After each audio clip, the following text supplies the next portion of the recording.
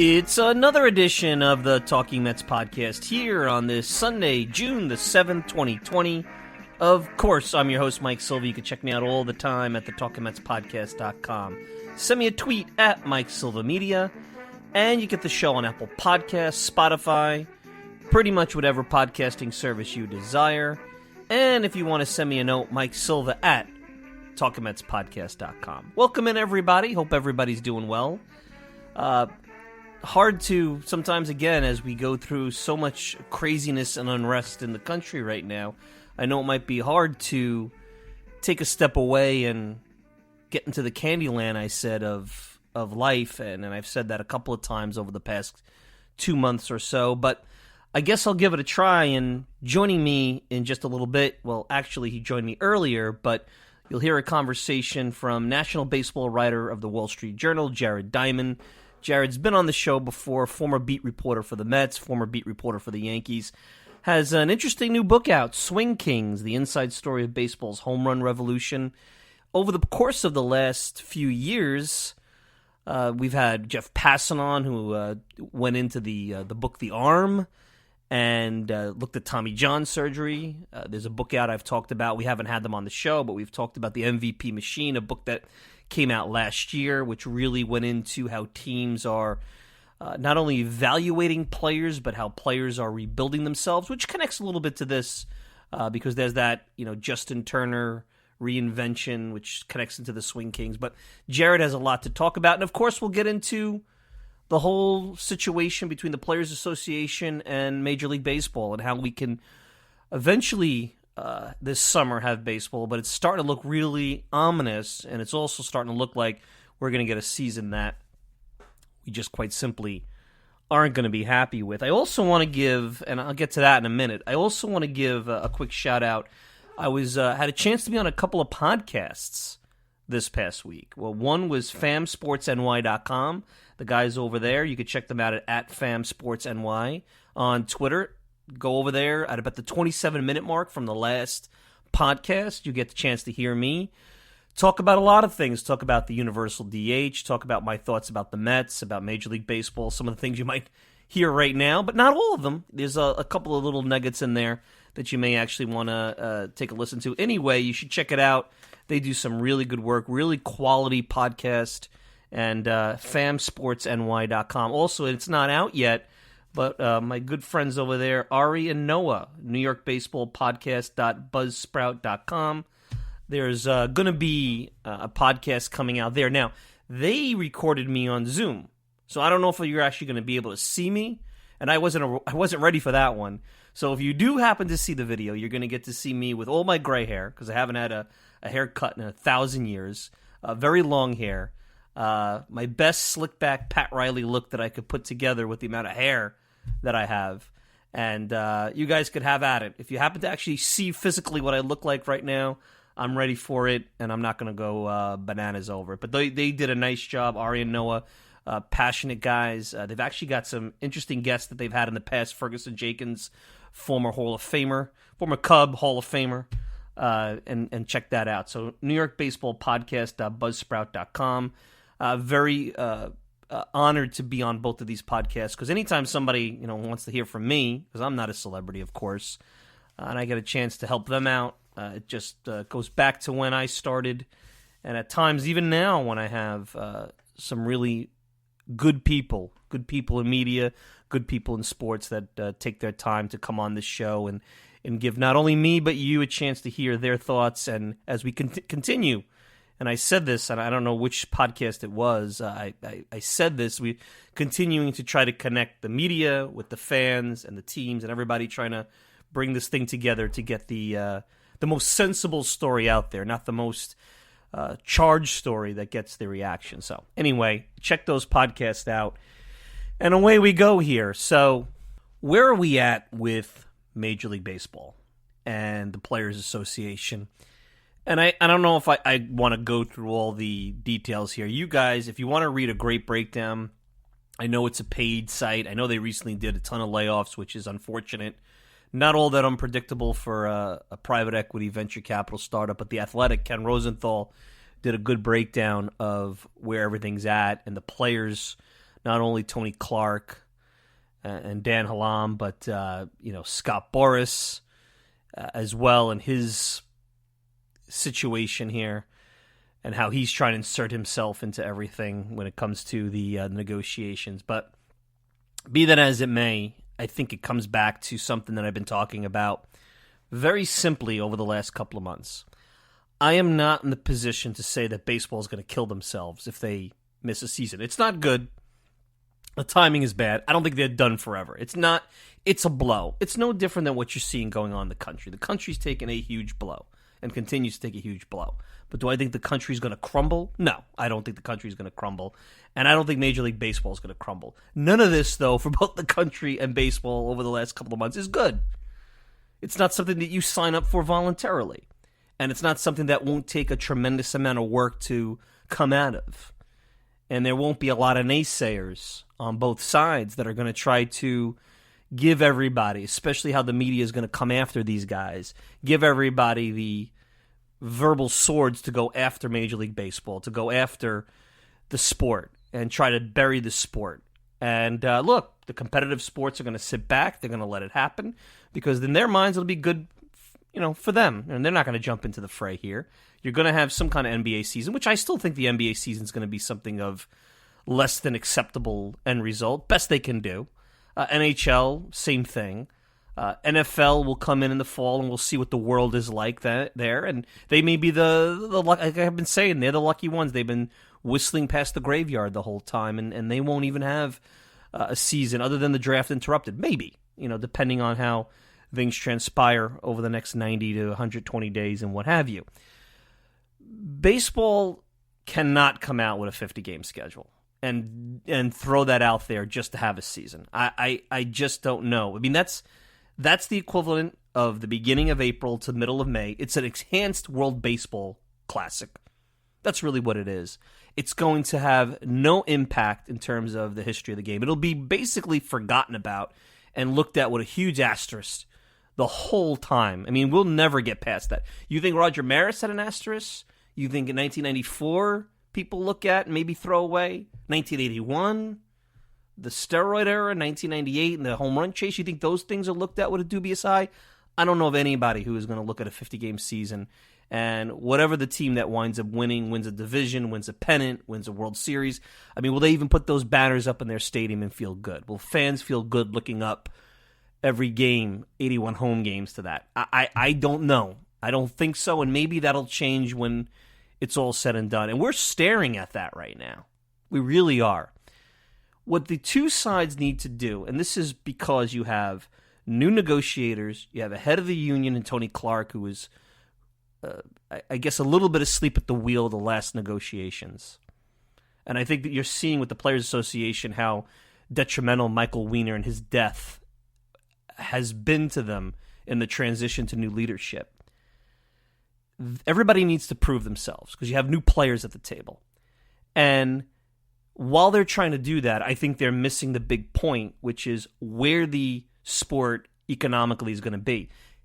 Everybody keeps focusing on regional sports networks, a whole bubble that I've predicted will burst eventually. I keep saying it. Cord cutting, it's something that is going to be more and more talked about. Anybody who's listening in this audience, I'm guaranteeing, it's not me going out on a limb. You're watching less cable, more Netflix, more streaming, more alternative ways to watch whatever you want to watch, including sports, whether it be Amazon, Hulu, whatever. They're not going away, those things. They're not.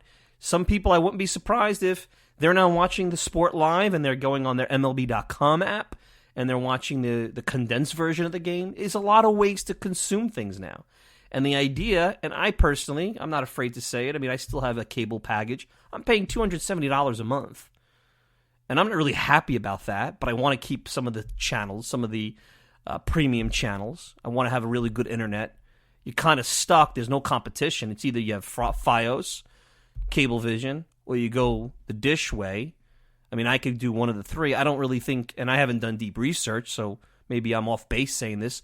I don't think there's a lot difference between the three. But the point is that there are options. And I really believe these regional sports networks and their value and the rights and all the money that's being paid out, that's an annuity that's not forever. I think every team which has financed a lot of debt against it is thinking it's forever. And then you add in not only the fact that you can't have fans, which is 40% of the income, you add in the fact that fans are going to be hesitant. Whatever the government says, whatever you believe, there is going to be a hesitation to gather in groups. You're going to have different opinions, different things that people say, and you have to respect the fact, and they have to understand the fact that it's not just for now, it's not just till the end of the baseball season. It might be for a little bit. For some people, it might be until there's a vaccine, which we don't know when that's happening. They may not want to gather.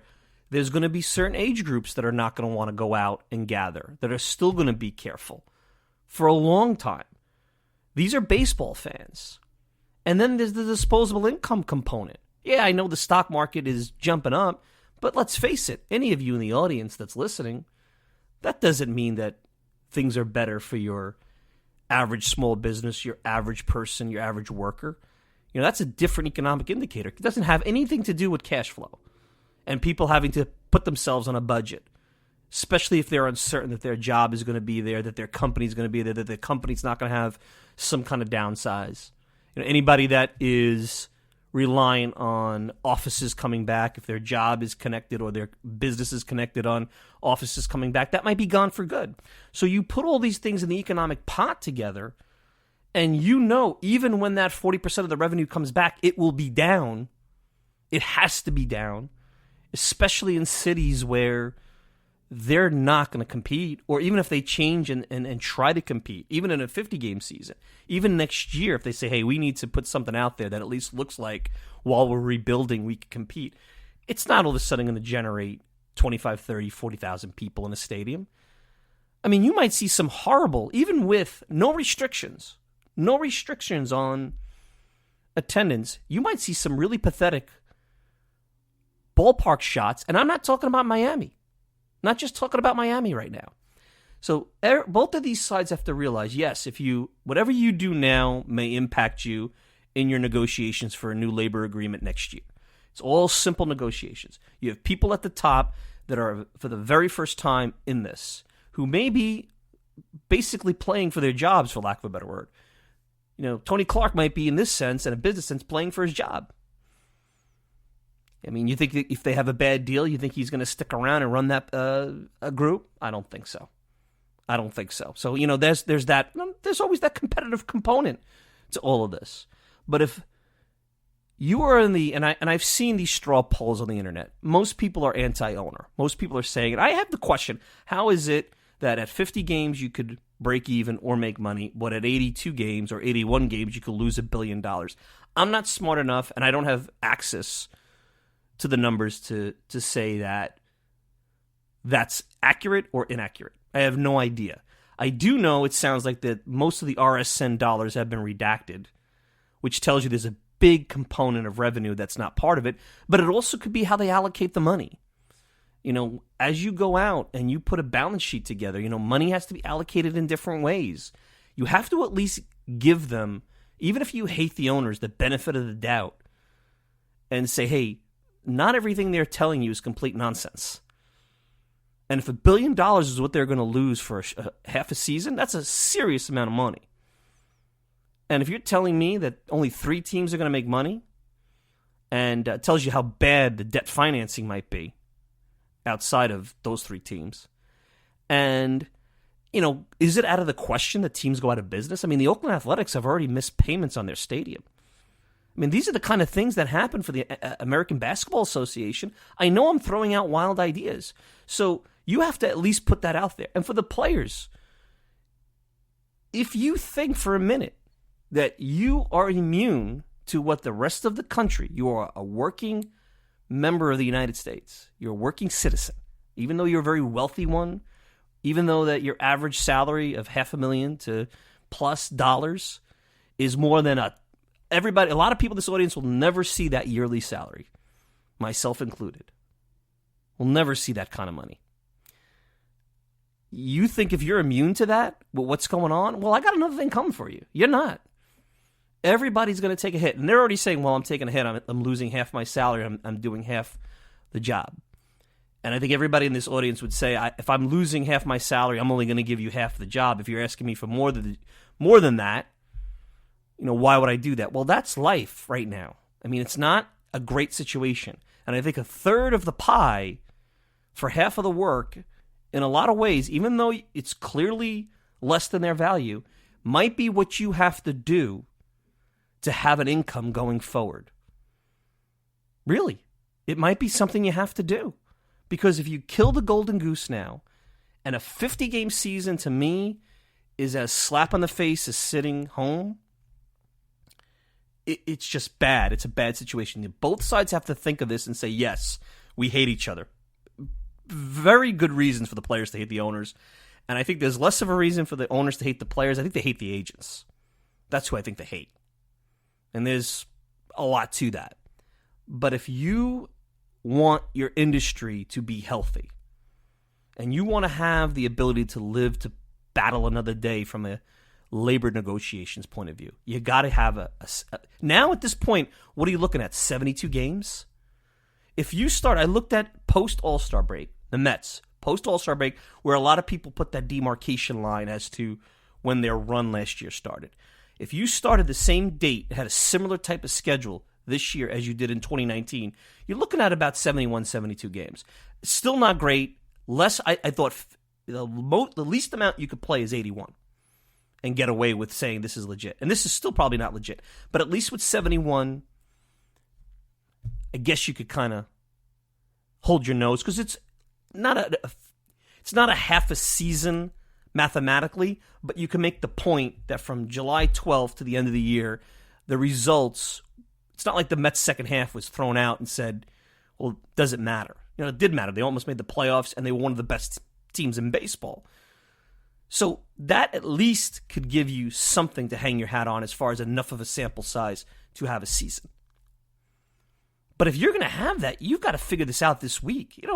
Tomorrow's June 8th, Monday, June 8th. You've got to figure it out. You apparently need 10 days to get the safety protocols in. You need 3 weeks of spring training, which might not even be enough. And you're hoping that your players aren't going to injure themselves. Routines have been destroyed, so you don't have any idea the quality of play you're going to get.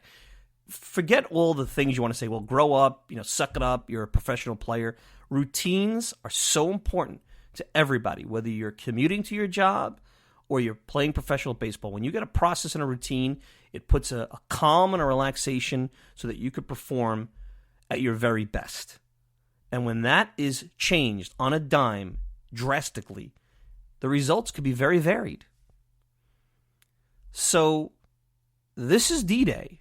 And I know maybe that's a bad way to put it, especially with the D-Day just passing. This is D-Day. And you need to start making a deal now if you're going to have a season. If you don't have anything and August 1st is the start date, they'll still do it because they have the right to, Major League Baseball.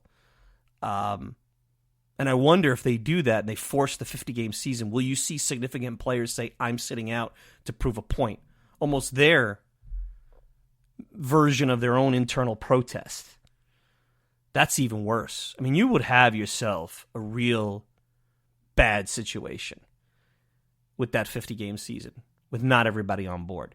So the point here is this. These sides, I'm not here to say gloom and doom. I'm not here to say a canceled baseball season means they can never recover. But it will take a lot of work that is unnecessary, work that will take a special group of players and a special group of GMs and a special group of owners. And I just don't know if you have that group right now. I just don't know. Maybe you have the players. I don't know if you have the other two. Because I'll tell you what, you trash this season, and then you come back, whatever the kind of mea culpa you do, whatever kind of healing you do over the course of the rest of the summer into the fall, into the off season, and you have a third of the league in 2021 playing the same shtick about, well, I'm building for 6 years from now, And you wait till you'll see, in a minor league system that who the heck knows what's going to look like. We haven't even gotten to that. We don't have time to get into that. Well, that's not going to fly. And if you think the jokes about those Marlins games are bad, wait till you see that across swaths of the country in a ballpark near you. You might have more people in the Long Island Ducks game than in some of these cities. And I think and maybe I'm exaggerating, and maybe that's a silly statement, but I don't think it's too far off. All right, Jared Diamond, National Baseball writer, Wall Street Journal. He'll join me in just a minute. Swing Kings, the inside story of baseball's home run revolution. Can't wait to hear what he has to say about that. Also, we'll get into his thoughts about what I have to say and my thoughts on the labor negotiations and a 2020 baseball season. And here's one little thing I'll throw in there. If you read the papers earlier this morning, there was a oral history of Matt Harvey's career with the Mets. It's been 10 years since he was drafted, a very controversial figure.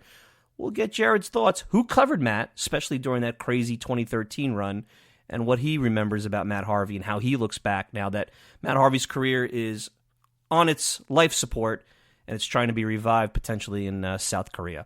All right, you're listening to the Talking Mets podcast. We'll be back with more right after this.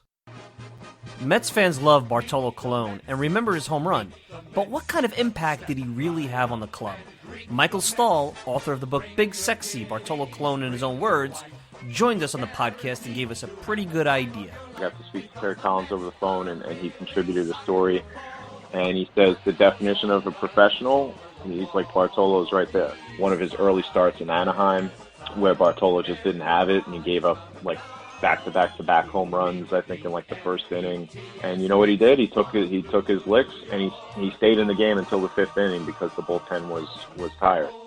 So, you know, his ERA ballooned up to like 6 or something like that. But, you know, he didn't care. He knew what was best for the team, and he wanted to stay in the game. He told Terry after the first inning, he goes, I'm going to get you into the 7th. And he wound up going 5, but still, like, that was his attitude, and that was, you know, a real testament to him. Listen to this and more at www.talkingmetspodcast.com.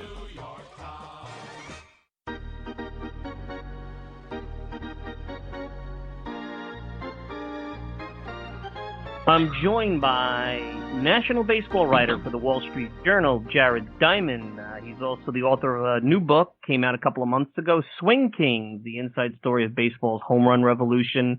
You can check out Jared on Twitter at Jared Diamond. And welcome to the program, Jared. And I'll start with your book. You know, it's a nice compliment to The Arm by Jeff Passan, you know, MVP machine. Now you go into the swing. So welcome in, and crazy time to be not only writing a book, but covering the game. And it's a really good piece. And I'm glad you had a chance to join us. Yeah, thanks. This is by far the craziest moment I've had covering baseball, obviously, as we wait to see if there's going to be a season at all this year. So it's pretty wild out there for a lot of reasons. And before I get to your book, on that note, because you brought it up with the baseball season, it's a very complex. I know it seems easy. Hey, just get back to playing because the nation needs it. There's so much negativity out there. It would be a great way to, you know, get back to some kind of normal. But it's a lot more complicated than that. I know that everybody hates the owners. I understand that the finances are hard to really wrap your head around. But there's a part of me that says the players and the Players Association and the agents have to understand where we're at economically and how hard it's going to be to drive revenue over the next 12 to 24 months in this game. And maybe the owners have a point. I'm not sure you agree with that, but there's a part of me that wonders, do they really understand the economic situation that we're in as a country right now? I think the problem, what we're looking at here ultimately, is decades and decades of mistrust between these two sides that have bubbled over now at the worst possible time. And it's not a surprise. These two sides have hated each other forever. For as long as they've existed, their relationship has been terrible. But there's been this confluence of events in recent years that led to this moment to where their relationship now is as bad as it has ever been in the history of MLB and the MLB PA. We go back the last couple of years with free agency and the union's belief that teams were not being as competitive as they should be and things of this nature. You factor in that there's this collective bargaining agreement negotiation coming up in less than 2 years. And you get to a place where neither side wants to blink. Neither side wants to project any sort of weakness ahead of what is going to be an even more contentious negotiation in a little over a year from now. And at the end of the day, what it feels like to me, and I think many people sort of peripheral to the industry, is that the two sides at this moment are not concerned about actually putting a season on as much as they are just winning this deal. Even if winning this deal might hurt them in the long run, you can make a good argument that both sides are hurt dramatically by no season this year. You know, franchise valuations will be affected if there is no season this year. If franchise valuations go down, player salaries go down. It's just the way things work. So you would have to imagine that ultimately these two sides realize it is in our best interest to make a deal, but they're so blinded right now by just needing to win right now that I think they're missing the forest through the trees. I couldn't agree more. And a 50-game season, which I would never have thought was possible even just 10 days ago, seems like a real possibility. And as it is, an 82, 81-game season, there's going to be a credibility issue with it. Anything less than the 81 strike season, I think, has a credibility issue. But a 50-game season, that's like an enhanced World Baseball Classic. Again, you take baseball, but how is that even going to look in terms of the sport long term? Not just from the numbers and the history, but does that even hurt the sport as well in the short and long term? A 50-game season is not representative. It would not be viewed as legitimate by many fans.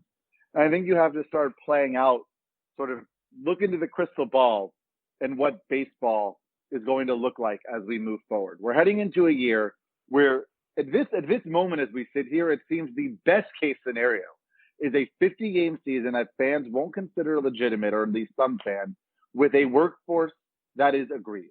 That is, as we sit here right now, that is the best case scenario for baseball in 2020. In that scenario, the baseball playoffs are going directly up against not just the NFL and college football, but also the NBA playoffs. So you have to imagine, given that, the ratings for the postseason are going to be bad. We then head into next year. We would love to imagine that next year everything is back to normal and we're putting 50,000 people in stadiums every night again. But we don't know that. There's in fact a very good chance that we're still not, that perhaps there are still restrictions on large gatherings. And we're in this exact same position again, where owners are once again saying, we're not going to make as much money as we're accustomed to. We're going to lose money. We need concessions. We need to make a deal. Then we have this big fight again.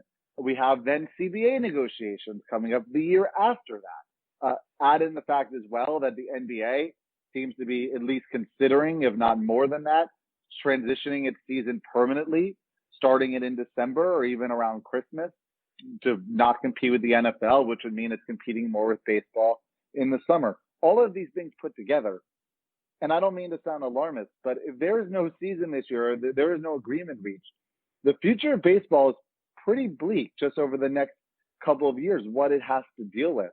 So you hope that, again, that they realize that there's a way to solve this problem, and that's make a deal, play 82 games, find a way to do it, and sort of live to fight another day. Think about what a charmed life, and I have Jared Diamond, national baseball writer, Wall Street Journal with me. Think what a charmed life the NFL has, assuming, let's think positively, that fans can come into the stands in September. There's no huge second wave. There's, some restrictions maybe, but not a ton. They may be the only sport that whistles past the graveyard on this and doesn't get affected other than the draft. I mean, think about if you're the NFL, how lucky you are, how charmed life you are. And then you have baseball coming in, and think about next year as you talk about, forget about even restrictions. Think about people being hesitant about gathering, even with the government's blessing. Think about economically the disposable income. You think in cities where they're tanking and they're given this marketing ploy, hey, I'm building for the future. You think people are going to come for a McDonald's Family Sunday? I mean, come on. I mean, it's really a bad situation, and it may not be fixable, and it may require baseball really to think out of the box from a marketing perspective, whether it's wiring the guys up like they did in spring training or somehow having something happen lucky. Just, I know that you're going to laugh, the home run race in 98, something that happens that brings people back, and hardcore fans like myself are always going to be there, but that's not going to be the way you grow the game in the next 25 years. Yeah, I think we can't understate or overstate the significance of the calendar into what's happening here. I don't think there's enough sort of recognition of that. I am thrilled that the NBA and the NHL are finding their way back sort of acrimoniously without a big fight. And I think that's great. I cannot wait for the NBA to come back. I can't wait for hockey to come back. But what I think people aren't recognizing when they say, well, why can't baseball come back? Is that baseball had not started its season yet. Baseball had zero revenue come in, and the players had been paid 0% of their salaries. It was much easier for the NBA and NHL to work things out when 85% of salaries had been paid, 90% of salaries had already been paid. Jared Diamond, National Baseball writer, Wall Street Journal, joining me. Let's get to your book, Jared, Swing Kings. And a lot of people are going to misunderstand this, thinking that it's just about launch angle, it's just about home runs, but it's so much more. I look at it as it's looking back at how the evolution of the swing has come around. It's about coaching and new type of coaching and maybe challenging the establishment a little bit when it comes to coaching. There's a lot more than just the launch angle, I believe. And I think I've heard you say already in a couple of interviews and other places that that's maybe the biggest misunderstanding right now. It is. And this was something that I really wanted to make clear as I've worked on the book, promoted the book, is that to me, well, two things. One, Swing Kings, to me, and it's important to me, it's not a hitting manual. It's not a technical book. I am not qualified to write a hitting manual. I wasn't at all interested in writing one, even if I were qualified to. To me, this is a story about people. It's a story about innovation. It's a story about a group of fascinating both athletes and coaches who have changed the industry by being creative, by being different, by being willing to sort of think outside the box at a time when many people weren't. And that's really what, to me, it's about. People want to think it's about data, it's about launch angle, it's about this and that. To me, it's not about that at all. Those are tools, and there's great value in those things for people who work in baseball. But for the average fan, it's not as important. Those are just numbers. What's interesting is how people have sort of changed, how they've made themselves better. That's what interested me. Everybody talks about JD Martinez as maybe that, example of someone who could recreate their swing. But if you go back to when you covered the Mets, and I remember the conversation when Marlon Byrd was signed, he was probably one of the best scrap heap pickups that Sandy Alderson had, that he signed. And he, the philosophy of hitting didn't align with the organization. He wasn't really looked at as positive regarding speaking to other players on the team about it. They wound up trading him and getting him a decent return. Didn't work out the players, but at the time it was a decent return. He's almost like, in a way, the first, from a media perspective, the player that I look back when this all started. And I know because of the PEDs, maybe that's not necessarily how it's viewed now. But interestingly enough, I almost feel like that's the genesis here. And it's not so much JD Martinez, it's Marlon Byrd who had the first level of success coming off that scrap heap. That was the case for me. Marlon Byrd was sort of the beginning of the book. It's sort of where I first decided I wanted to follow this story. It started with Marlon Byrd coming out of freaking nowhere to become a stud. And it was so shocking. He signs a minor league deal with the Mets. He was a nobody. His career seemed over. He's coming off a PED suspension. He's 35 years old. And suddenly this guy has this incredible season doing things that were completely foreign to everybody in baseball. It was totally insane. I didn't understand it. I wanted to understand more. I was so confused by the idea that someone like Marlon Byrd could get so much better. And that, to me, is where Swing Kings really started. If not for that, I don't think the book would have happened. When you look at the modern swing, which, talks about hitting the ball in the air, trying to hit with power, less emphasis on, strikeouts being a bad thing, hitting kind of becomes one size fits all, maybe from a media perspective. And you'll have a guy like Wallen Garris try it. And clearly it's not the same because of different reasons, different types of physical build, different type of players. What do you think of that criticism? Because there is that criticism in the media, who are not hitting coaches, who are not science-driven hitting coaches, that say, hey, this is a one-size-fits-all. It's ruining the game. It's part of the problem with the game. It's part of the problem why the game is ugly. Is that unfair? Is there some credence to that, especially after you've done extensive research in this book? It's a complicated question, and it's a good question. This is sort of one of the big issues that the game is facing right now, is sort of the aesthetics of the game and the rise in strikeouts and the emphasis on power and the all or nothing sort of approach at the plate. Here's what I'd say to that. It is irrefutable, statistically speaking, that for every single hitter, no matter if you're Juan Magares or JD Martinez, that hitting the ball in the air is better than hitting the ball on the ground. Now, hitting the ball in the air does not mean muscling up and trying to drive everything 400 feet, trying to hit home runs. Some guys who have failed to change their swings, that's sort of the trap they've fallen into, where suddenly they're trying to pull everything, they're trying to hit everything sort of over the fence, where all hitting the ball in the air means is don't hit the ball on the ground. A line drive is a ball in the air. We forget that sometimes. We think in the air, we think fly balls. The numbers show clearly that you don't want to hit ground balls. Even the fastest runner in Major League Baseball, the Billy Hamilton, would be better off hitting the ball in the air than on the ground, because nobody is fast enough to have success hitting ground balls and expecting to beat them out. And even if you were, those would be the vast majority of those would be singles. And the reality is singles don't get you very far in today's game. Now, that said, what baseball needs to figure out as we move forward here, assuming baseball ever comes back and we have a sport still to save in a few years, is what do they want the product to be? Do changes need to be made to inspire more contact? Is there a balance that could be struck?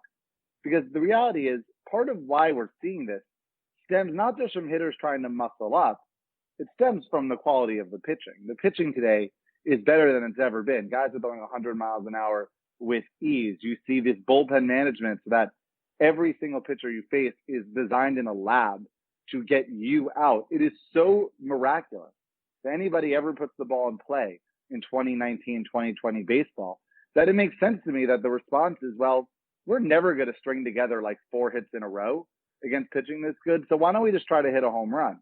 Baseball has the ability to potentially try to make changes to the game that would incentivize contact, that would incentivize an approach of sort of let's try to bring back some of that athleticism and bring a little more action into the game. That's the responsibility of the commissioner. That's not the responsibility of the teams. The teams only care about one thing, and that's winning games. And they're doing what they believe is best to win games. It's the responsibility of Rob Manfred in the office of the commissioner to decide what is good for the game in the broad sense. And I do believe Rob Manfred is attuned to this issue. So we'll see what the future has in store. Ted Williams is really, in a way, the godfather of a lot of this. And it's not talked about because he's not contemporary. He has passed on many, many years ago. He has a book that is probably the best hitting book out there. It's a bit technical, and I'm not sure some of the casual fan will really get into it. But there's even a chapter that talks about him critiquing Don Mattingly and Wade Boggs when they were the best hitters in baseball, arguably. Does Ted Williams not get enough credit here in this whole situation? They were shifting on Ted Williams. There's pictures of it back in the 50s. So it's not like this is all new, so to speak. It's funny that people talk about this get the ball in the air revolution as if it's some new thought. It's not new. It might be new to sort of enter the mainstream, but it's certainly not new. Like you mentioned, Ted Williams was talking about this 50 years ago. The Science of Hitting came out in 1970. This guy played in the 1940s. He was thinking about hitting the ball in the air. He wrote in the Science of Hitting that the way the swing is taught, which is to hit the ball on the ground, to slap the ball around, in his mind was wrong, and that the ideal swing was up, and he tried to hit every single ball he ever hit in the air. And he wrote that in 1970. So to say this is new or somehow radical is crazy. The only difference now is that we have tools, we have technology, we have statistics that prove empirically that what Ted Williams said was right. There's no more argument. No one can say, well, this guy is wrong. This guy is just a freak. This guy is radical. No, Ted Williams was objectively right. that hitting the ball in the air leads to better results than hitting the ball on the ground. Ted Williams knew that. We probably should have listened to him back then. What did you, when you write a book, especially when you dive in, it took you a long time to put this together, you put a lot of work into this, you always have pretty much, I would call preconceived notions or ideas of where this is going. And I'm sure throughout there's turns or there's learnings that you take away and you're like, I never expected that. Or maybe that's the thing you really pulled out of this whole project when one day they bring up this book, you say, yeah, that's, what it was all about to me. Is there something for you as you went through this and now you take a step back and now it's been published where, hey, I never expected that. I learned that, or that's a big takeaway that was a little surprising.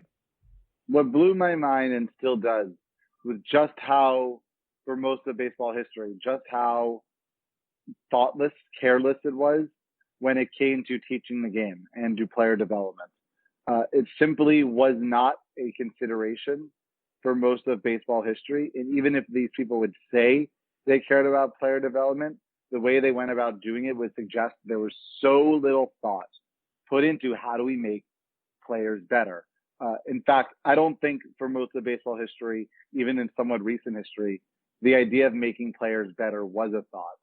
It was more, okay, once you get to a certain point, you're as good as you're going to be. And if you're not good enough, we're just going to hire somebody else and get rid of you. And the idea that someone could actually be better than he was foreign. And you see that in how coaches were hired. Think about what a major league coach was for most of baseball history. It was shockingly simple, the criteria. There were basically two boxes you had to check to become a major league hitting or pitching coach for most of baseball history. The first one was that you played in Major League Baseball. If you didn't play professional baseball, forget it. Don't even bother showing up. You have absolutely no chance of being looked at. The other box you had to check was, are you friends with the manager? And if the answer was yes, congratulations, you're a major league coach. There was so little thought into it. What are you actually bringing to the table? What are you teaching? What do you know? How do you impart your knowledge to young players? It wasn't even a thought for most of baseball history. And it's why when you talk to older players who went through minor league systems, they talk about things like being in single A and having a hitting coach, having sort of a philosophy or approach, then getting promoted to double A, having a different hitting coach who would literally say the exact opposite or completely different things because there was absolutely no thought of, well, what is our philosophy? What is our organizational approach to doing things? That has finally started to change. And it's why I think you're seeing more and more players get better than they were before. And I think it's pretty remarkable. Yeah. Art Fowler, the old drinking buddy for Billy Martin. That's why he was Billy Martin's pitching coach. I also think, reading your book, I've always been one that said, well, the hitting coach has impact, but it's really the pitching coach where the teaching or the change really happens. Hitting coach versus pitching coach, do you think there's more of an impact in one versus the other? Has the hitting coach position now, because of what's happened with different types of philosophies and individuals coming in the game, caught up? I mean, is there any credence to that mindset maybe over the course of baseball where the pitching coach has a little bit more hands-on impact than a hitting coach? I mean, the reality is with a hitting coach, with any of these guys, but especially hitting coach, you don't make big wholesale changes to your swing during the season. That's not the job. It's not even the expectation. It's not even possible to make some big wholesale changes to your swing in the middle of a baseball season. We're just trying to grind out and get through it. It's much more of a job about psychology. It's about sort of helping 13, 14 hitters get through the rigors of a long season sort of mentally. Because it's a long season and it's really hard. Hitting is really hard, and you go through these ups and downs, slumps and hot streaks. Whereas pitching coaches certainly are much more hands-on, like during the season, helping you with your pitch selection and maybe some brief, simple mechanical things. What we're seeing with the book and these people is that what they did was they made changes in the off season. They made these big changes. They went to see these independent hitting coach and made giant changes to their swing when they had time to sort of do it in the winter. It's very hard to do it during the season. What's the next big thing, Jared? I talked about the arm with Passon. I thought that was a great book. I put yours in there with the MVP machine. You guys have all kind of looked at on a deeper level some of the big topics of the modern game. If there's a book, maybe you write it, maybe somebody else writes it. What's the next big thing that we need to look at here, if there is one? Well, look, we're seeing here's the revolution, right? What's the first thing that's done is that like analytics and player evaluation. That is tapped out. What we were talking about in Moneyball and how to evaluate players, every team is doing that essentially to the best that can be done. And any other breakthroughs will quickly be sort of copied by other teams. So that avenue is done. Player development was sort of the next thing. And now you're starting to see that teams catch up in that department. There's less of a competitive advantage to be gotten there too. To me, the next sort of breakthrough that a team is going to have that's going to change the industry is health management. How do we keep our players on the field? That is the one thing that everyone is struggling with. And if there is a team that uses technology or data to better understand the body and how it breaks down or doesn't break down, is able to keep its players healthy while every other team is still seeing all of its players succumb to Tommy John surgery, that would be an enormous advancement, an enormous competitive advantage, and would completely change the game.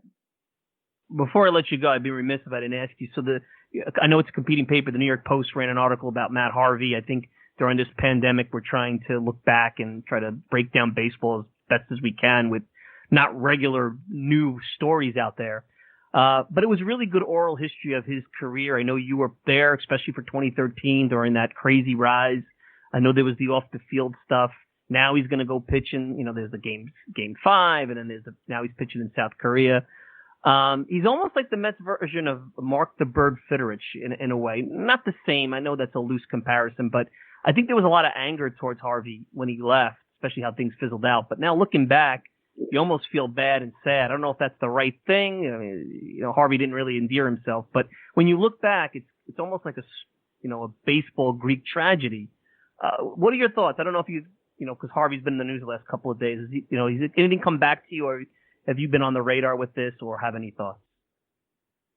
Well, covering him in 2013 was absolutely remarkable. It was so incredible. And I think like anyone else who saw him that year, you thought you were looking at, the next Nolan Ryan, some guy that was going to be around for a long time and be a perennial all-star and establish himself as one of the best pitchers in baseball, best pitchers of his generation. So it makes me sad looking back what happened to him. And now that doesn't mean that it wasn't his fault. He did a lot of things wrong. He made a lot of mistakes. And I have no doubt that he would acknowledge that now looking back. This was a tragedy that was certainly self-imposed in many ways with bad decision-making by Matt Harvey, but he also had a lot of pressure put on him by the media, by fans.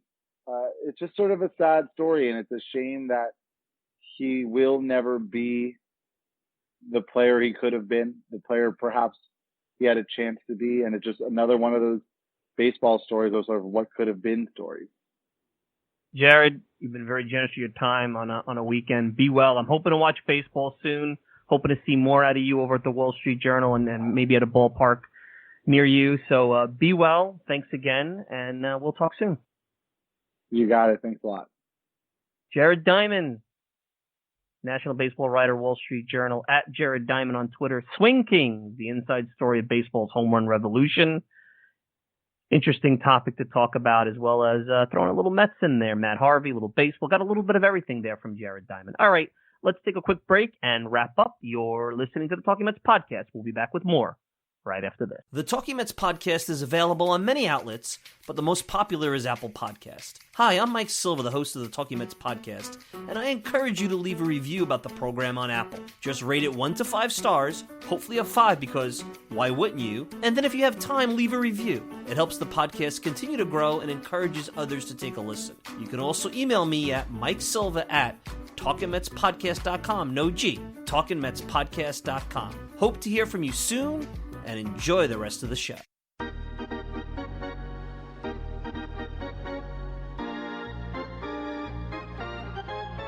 All right, final thoughts. Good stuff from Jared Diamond. Check out Swing King, the inside story of baseball's home run revolution.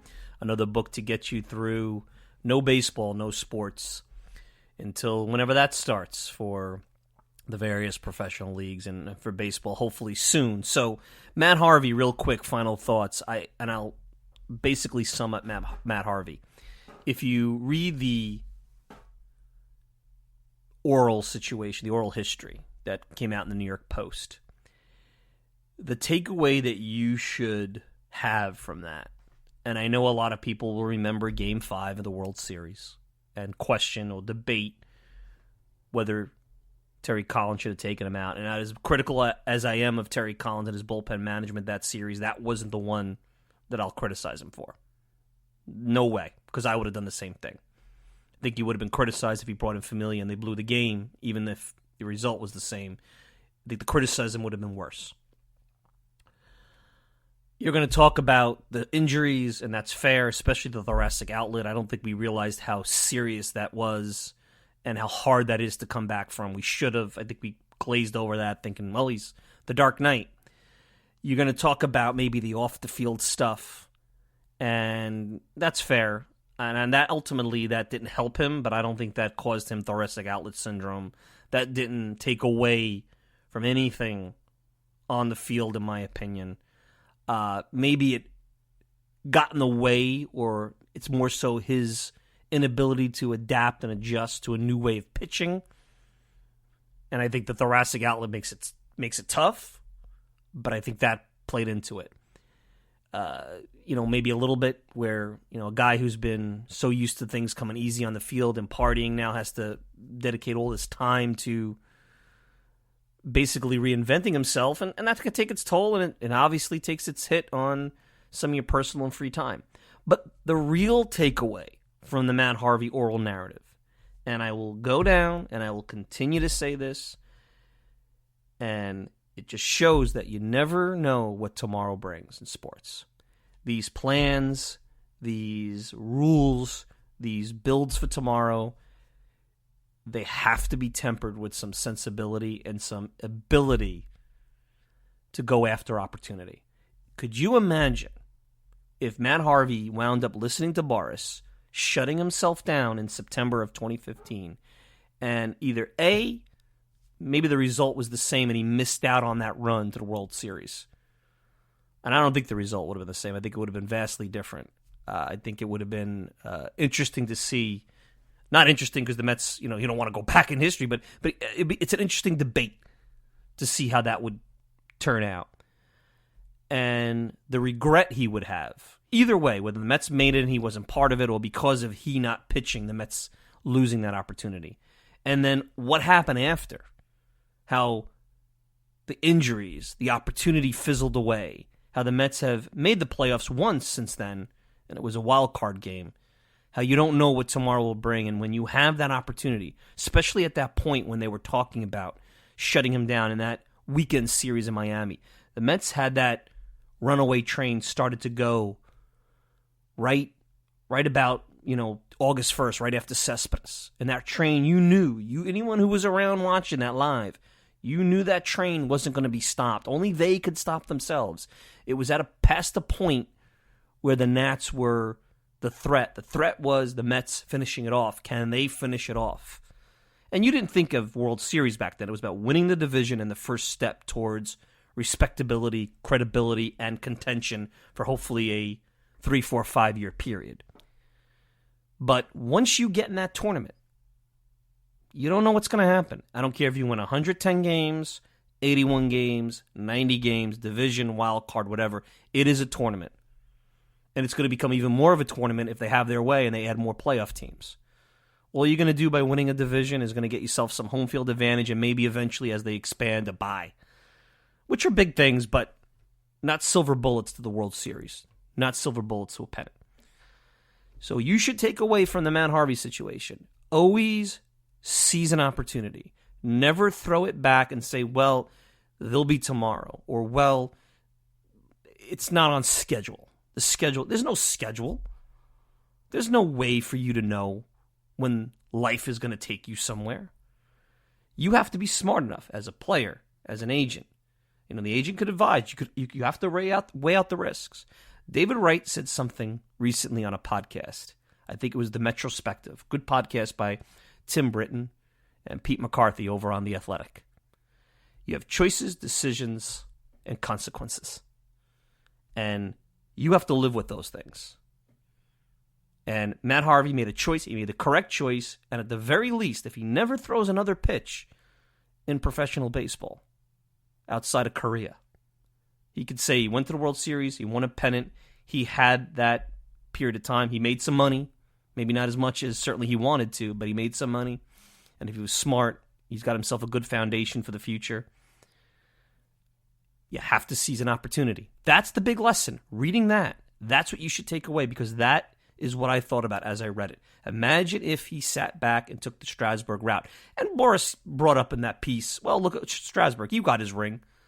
Well, you think Strasburg was thinking about that at 19-31 or 19-30 last year? You think that was a shoo-in? You think that Strasburg was struggling in 2015 and sometimes 2016 and how he had that dip? You think he was thinking about that and wishing, maybe I should have been part of that run?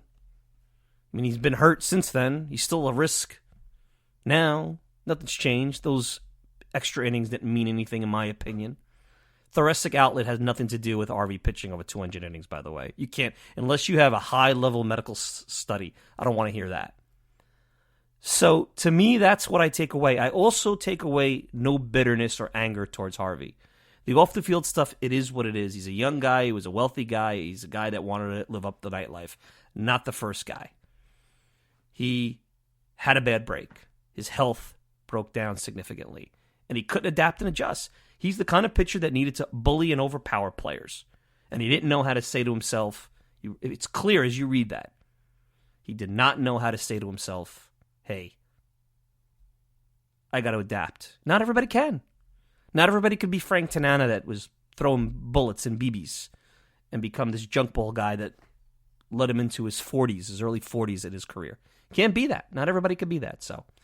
Interesting conversation with Jared Diamond. You can check out his book, Swing Kings, The Inside Story of Baseball's Home Run Revolution, at Jared Diamond on Twitter. The very thoughtful way of looking at what's going on between the Players Association and Major League Baseball. Hey, we're out of time. You can check me out all the time at Mike Silva Media on Twitter, TalkingMetsPodcast.com. Get the latest and also the archive of various shows. You want to send me a note? Mike Silva at TalkingMetsPodcast.com. And, of course, you can get the show on Apple Podcasts, Spotify, pretty much whatever podcasting service you desire. I'm your host, Mike Silva. Enjoy the rest of your week.